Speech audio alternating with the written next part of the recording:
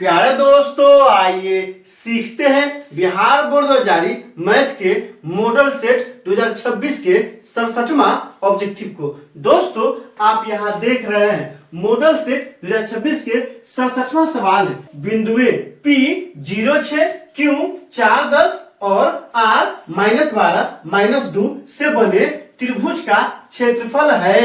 ए में क्या दिया है? 6 वर्ग इकाई। बी में क्या दिया है? 12 वर्ग इकाई। सी में क्या दिया है? 8 वर्ग इकाई।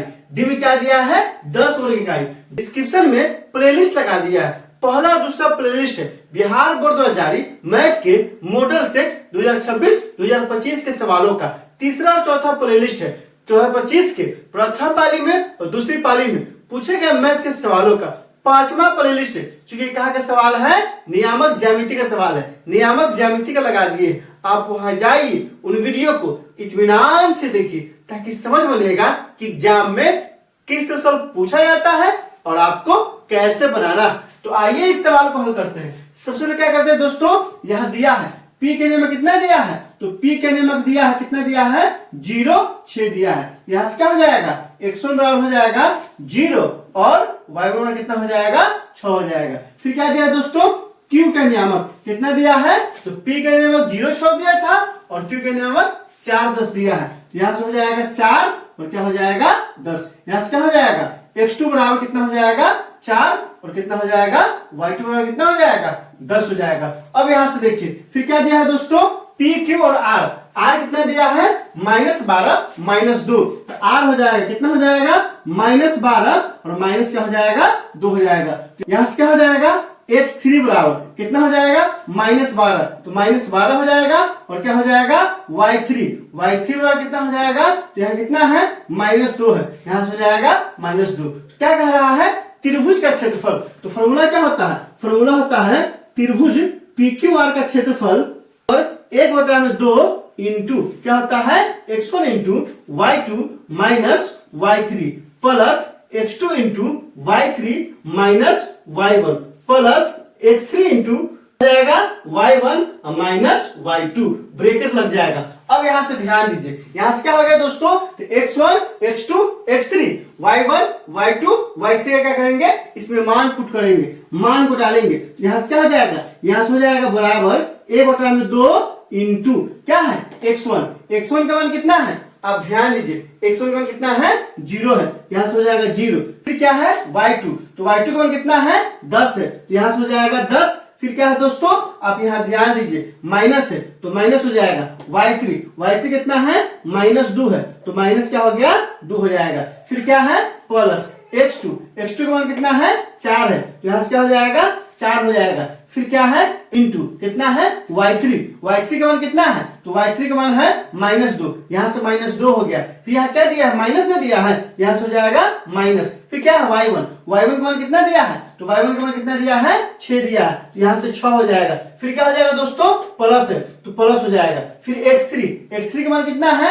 -12 है। यहाँ से क्या हो जाएगा?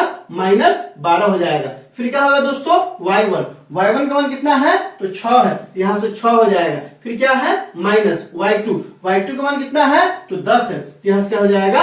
10 हो जाएगा। ब्रैकेट बंद। अब क्या करेंगे?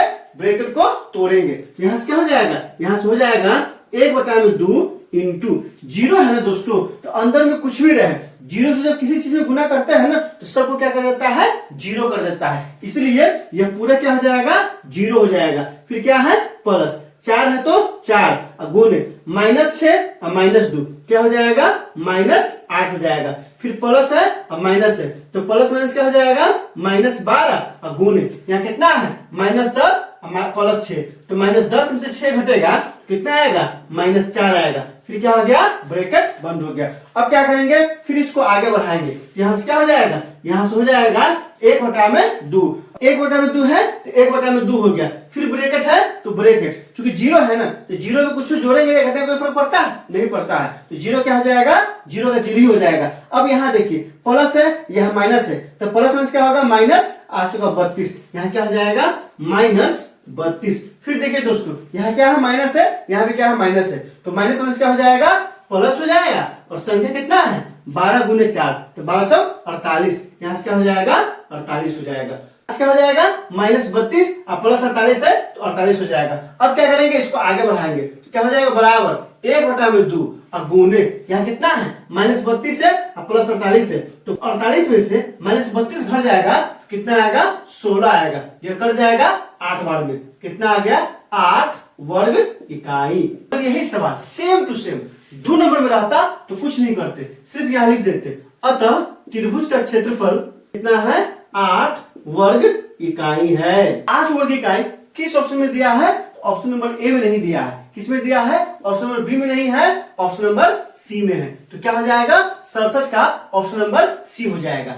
आप क्या कीजिए सूत्र को जहन में बैठाइए, कौन सा फॉर्मूला को, तो त्रिभुज का क्षेत्रफल क्या होता है दोस्तों, आप ध्यान दीजिए इस फॉर्मूला को जहन में बैठा लीजिए, क्योंकि कभी कभी एग्जाम है ना 1 नंबर में पूछ देगा कि एक त्रिभुज है जिसके शीर्ष का नियामक है x1 y1 x2 y2 x3 y3, तो कहेगा त्रिभुज का क्षेत्रफल, तो त्रिभुज का क्षेत्रफल क्या होगा, तो त्रिभुज का क्षेत्रफल बराबर होगा 1/2 into x1 into y2 minus y3 plus x2 into y3 minus y1 plus x3 into y1 minus y2। फिर से आप क्या कीजिए मेरे साथ बोलिए ताकि अच्छे से जहन में बैठ जाए। त्रिभुज का क्षेत्रफल बराबर 1/2 x1 into y2 minus y3 plus x2 into y3 minus y1 plus x3 into y1 minus y2। दोस्तों इसे आप क्या कीजिए कॉपी कलम उठाइए और अच्छे से नोट कीजिए, कम से कम 5 नहीं तो 10 दोस्तों के बीच शेयर कीजिए। दोस्तों इसमें कहीं कोई दिक्कत है आप कमेंट करके हमें बता सकते हैं, क्या आपने सीख लिया कमेंट करके बताइए, इंतजार रहेगा। वीडियो अच्छी लगी तो लाइक कीजिए, मेरे चैनल को सब्सक्राइब कीजिए, ज्यादा से ज्यादा शेयर कीजिए। बहुत बहुत शुक्रिया।